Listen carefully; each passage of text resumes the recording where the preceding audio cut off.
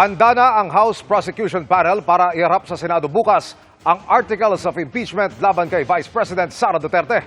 Sinagot din nila ang mungkahing tapusin ang impeachment trial sa pagsasara ng 19th Congress sa June 30. Nakatutok si Tina Panganiban Perez. Ikinatuwa ng Kamara ang panunumpa ni Senate President Chis Escudero kagabi bilang presiding officer ng impeachment court laban kay Vice President Sara Duterte. The House of Representatives welcome this development. Ginalaw na po ang baso. Very happy that the oath-taking has pushed through.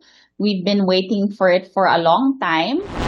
Handang-handa na ang House Prosecution Panel para sa presentasyon ng Articles of Impeachment sa Senado bukas.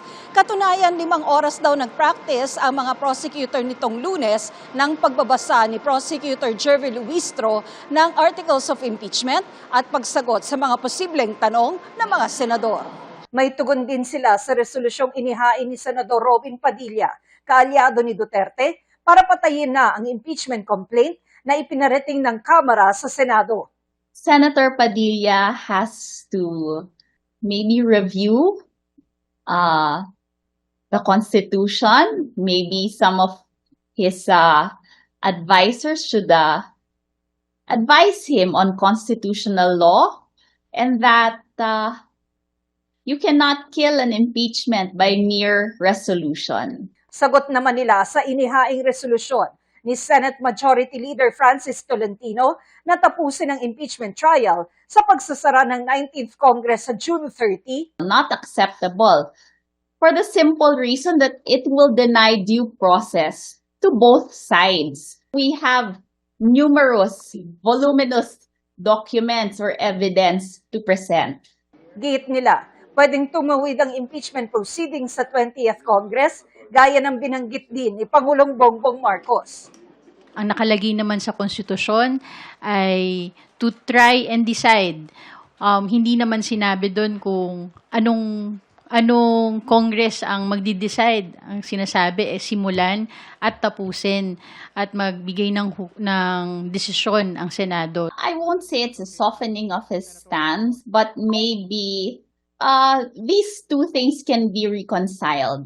Wala ring epekto ang biyahe ng bise papuntang Malaysia para umano daluhan ng Philippine Independence Day celebration doon ng mga OFW. I believe the impeachment rules meron naman siyang nakalagay kung paano ang pag-serve at notify sa